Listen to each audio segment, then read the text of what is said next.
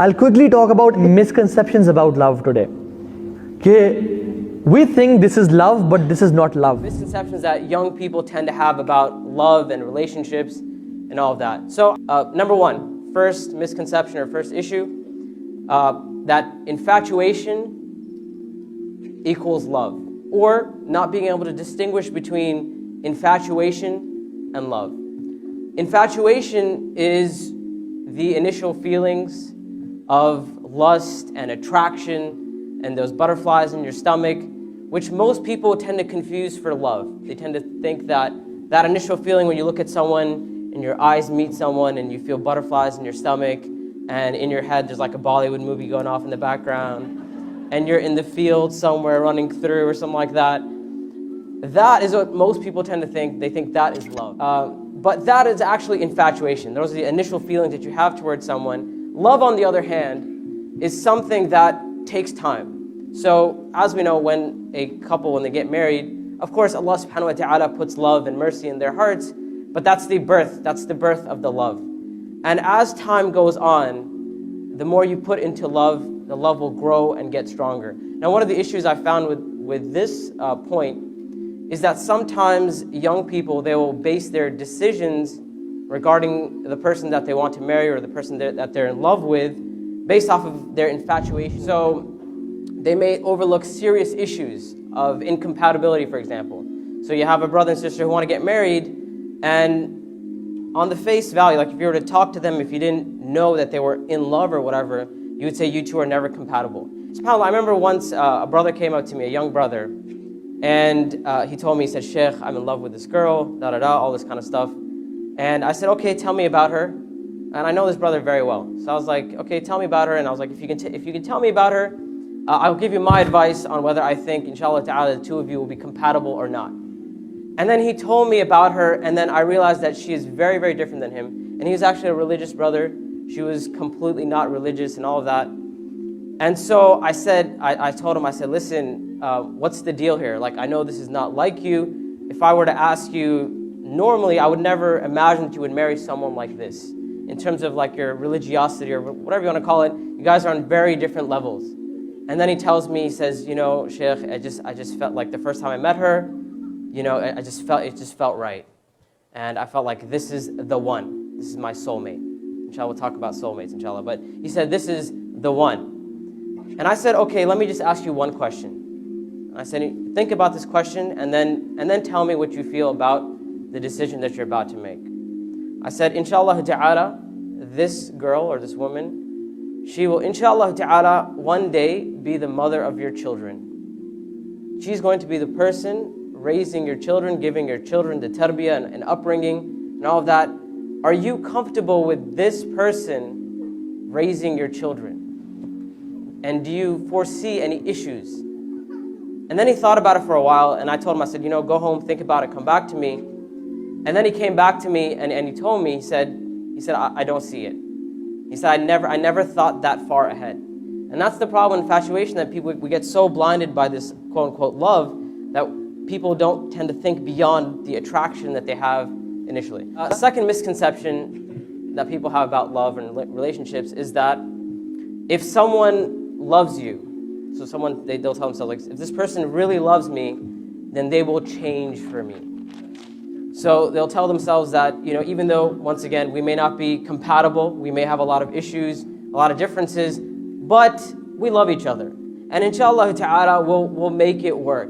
And I know, like, there's things I don't like about her, but I will change her, inshallah. And out of her love for me, she will change. Or she may be telling herself, out of his love for me, it will change. कि अगर ये लड़की मुझसे प्यार करती है, ये मेरी फियांसे मुझसे प्यार करती है, I want to marry her, she will change, inshallah. She will start wearing niqab, she will pray, and she will read Quran, and we'll read tahajjud together. And as they say, love conquers all, right? Have you guys heard that? Love conquers all. They say, you know what, we'll get through all of this because of our love. Rarely this happens, rarely. मैं नहीं कह रहा बिल्कुल भी नहीं होता, लेकिन 95% chances में नहीं होता, बल्कि more than that. याद रखें इस बात को. आजकल लड़के लड़की आपस में 3 महीने हुए प्यार हो गया, जो लड़का अपने माँ बाप के लिए चेंज नहीं हो रहा और उस लड़की को नहीं छोड़ा, तो वो लड़की इस बंदे के लिए जो कि 3 महीने पहले मिला था, इसके लिए कैसे चेंज हो जाएगी? माँ बाप जिन्होंने पैदा किया, जिन्होंने पाला और मोहब्बत दी और सारा खर्चा किया इस पे और डिग्रीज दी, कपड़े दिए, हर चीज़ दी, ये माँ बाप इस बंदे को चेंज नहीं कर पा रहे, तो how do you think you are gonna change that girl in like 5 months? And subhanAllah, this is once again one of the main issues that I've seen is that when people get over that infatuation stage, they realize that it's very, very hard to change someone else. And once you're no longer infatuated with a person and it's no longer, you're past that honeymoon stage or whatever they call it, 5, 6 months, 4 months, 2 months, depending on who you ask, right? Once you're past that stage, it's very difficult. So I always tell young couples, I say, listen, this person, the way they are in front of you right now, the way you see them, marry them, keeping in mind or telling yourself that they're never going to change. And if you're happy with them the way they are right now, then go ahead and get married. But don't make the assumption or don't assume that they're going to change, or don't tell yourself that, yes, one day this person will change. Number 3, third misconception, that by getting married, you are completing yourself. And as they say, you know, I'm looking for my other half when people are trying to get married. Or people say my better half, you know, sometimes. But in the beginning of marriage, especially, people say my better half, right? The issue here is that when a person tells himself and they say, I have issues right now, I don't feel whole, I have problems with myself, but once I get married, my spouse will complete me. And all the problems that I'm dealing with in life, or my problems with my iman and whatever else I'm dealing with, my spouse will make up for that. Although मैं बहुत lag कर रहा हूँ नमाज़ों में, कुरान की तिलावत में, सब कुछ मेरा बिल्कुल वो नहीं है, लेकिन when she'll come, मेरा दीन कंप्लीट हो जाएगा और I'll be, you know, तकवे के मैं एक लेवल पे आसमानों में उड़ आऊँगा और कमाल हो जाएगा. Again, this is a misconception. Although दीनदार रिश्तों में ऐसा होता है कि एक दूसरे की सपोर्ट और हेल्प करते हैं, लेकिन इस्लामिकली हमें इस्लाम ये टीच नहीं करता. हमें इस्लाम कहता है you should be whole within yourself and not be dependent on any other person to be complete or whole. We don't depend on our spouse to complete us.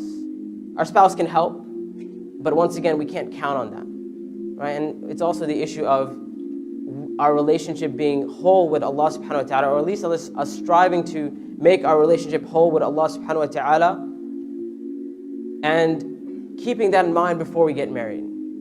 Right? So, and the most important thing, subhanAllah, is actually our relationship with Allah subhanahu wa ta'ala. Misconception number 4. One of the things I talk about in my classes is this issue and how pop culture and Hollywood and romantic comedies and all that, one of the things that all this teaches us is that one of your goals in life is for you to find your soulmate. That one person out there in the world somewhere who is perfect for you. And they're going to, once you meet them, everything is going to be perfect. Everything is going to be amazing. Like I said, if you're in a Bollywood movie, there's going to be like fireworks and stuff in the background, and you're going to know this is the person, right? This is the one person for me. SubhanAllah, I remember the first time I taught my class, after I mentioned the issue of the soulmate, a sister came up to me and she said, Sheikh, are you telling me I don't have a soulmate? And I said, well, it depends. If by soulmate you mean that there's only one person out there who, once you meet them, you're going to know there's going to be butterflies in your stomach and everything's going to be amazing and they're going to be perfect and they're never going to say anything to upset you and they're always going to know when to bring you flowers and your mind, you'll be on the same wavelength at all the time, right? Whatever you're thinking, this person knows. If that's what you think a soulmate is, then yes, I'm telling you, you don't have a soulmate. However, if you mean that Allah subhanahu wa ta'ala has decreed for you to marry a certain individual, and you want to call that person your soulmate, alhamdulillah, no problem, go ahead and call that person your soulmate.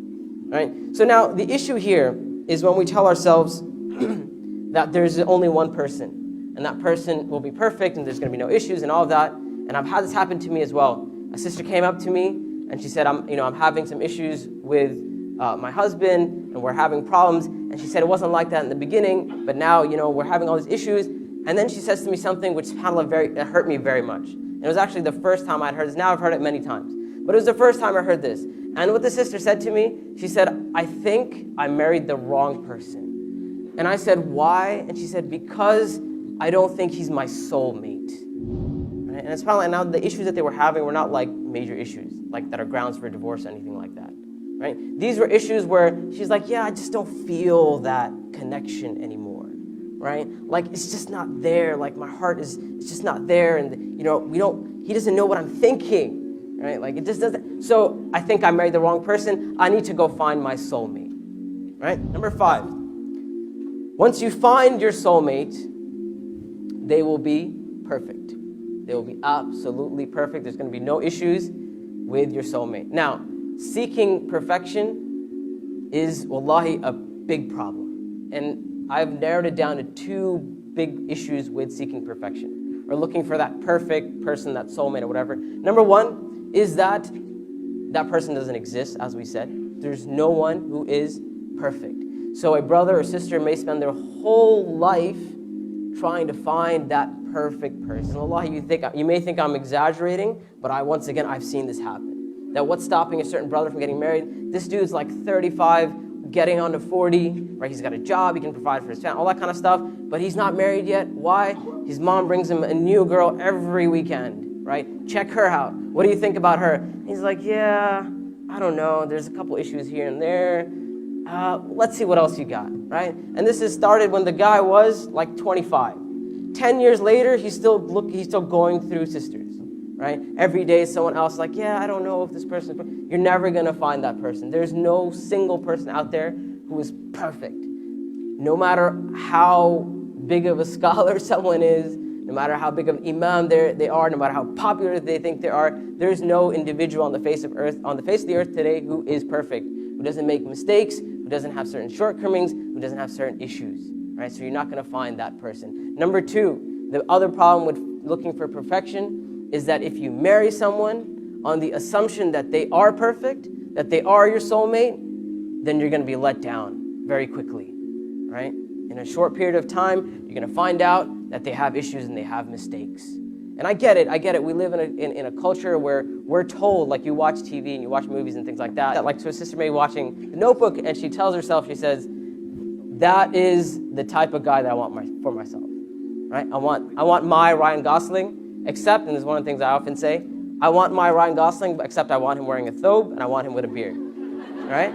That's the difference. That's the difference between that Ryan Gosling and my Ryan Gosling. This person doesn't exist, and you're going to have issues if you marry someone with the assumption that they are perfect. I think this is an issue which is common now, even in the Islamic circles.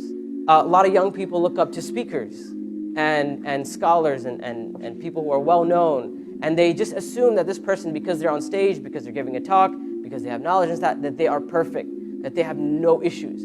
I'll share a story with you, okay? This is a story that happened with a close friend of mine. A close friend of mine who's a well-known speaker, and I'm not going to say his name, but if I said his name, I would imagine that almost everyone in this room would know who this person is. This brother, may Allah protect him, he was the imam of a community for a long time. So he'd get a lot of phone calls, people would call him with issues and this and that. So one day he gets a phone call, and it's his sister, and it wasn't odd because, like I said, he's the imam, people call him with their problems and all that. So he gets a call, and he picks up the phone, and it's his sister. She says, Assalamu alaikum. He says, Wa alaikum assalam. And she goes, Sheikh, I'm in love with you. And you know what he says to her? He goes, sister, you're not in love with me. You're in love with your perception of me. You're in love with who you think I am. He says, if you only could talk to my wife, she would tell you. He said, if you could only speak to my wife, she would tell you how I make her cry every single day, right? And he slammed the phone. The point is, perfection doesn't exist. 6 misconception people have about love is that love is effortless, or love is supposed to be effortless. That if you love someone and they love you, and if they're your soulmate and all, that love is not going to require any work. That you don't have to put anything into your relationship. The truth is that love always requires work. And that's love in your relationship, not only with your spouse, it's with anyone who you love, right? Even your parents, who you have that natural inborn love, you can increase that love, you can strengthen that love by being obedient to your parents, for example. right? Doing things for your parents, being kind and generous to your parents, or you can decrease that love by being disrespectful to your parents and things like that. And even, subhanAllah, وَلِلَّهِ مَثَلُ الْأَعْلَى, and for Allah subhanahu wa ta'ala, this is the highest example. Even with Allah subhanahu wa ta'ala, we can increase our love for Allah if we are obedient to Allah subhanahu wa ta'ala. The more obedient we are to Allah subhanahu wa ta'ala, the more we worship Allah subhanahu wa ta'ala, the more of our life we submit to Allah subhanahu wa ta'ala, the more we strengthen our love for Allah subhanahu wa ta'ala. And the more we disobey Allah subhanahu wa ta'ala, the more we disregard the obligations and all of that, what we will find is that even with Allah subhanahu wa ta'ala, our love for Allah will weaken. Right? Love requires work. And this is something a lot of young people, they just don't get this. And they don't realize that love indeed requires a lot of work. 7th point, which is love is unconditional. Love is not unconditional at all. You expect other person to love you like crazy with no conditions at all, you are in a problem. Love is conditional. There is no unconditional love. Even हत्ता के माँ बाप जो बहुत ज़्यादा प्यार करते हैं उनको भी love conditional होता है. They want you to be a good son. They want you to give time. They want you to be not involved in drugs and everything. अगर आप involved होते हैं drugs या बुरी चीज़ में तो बाप जी कहते हैं कि पुत्र आज के बाद घर नहीं आना, निकल जाओ यहाँ से. So love is conditional.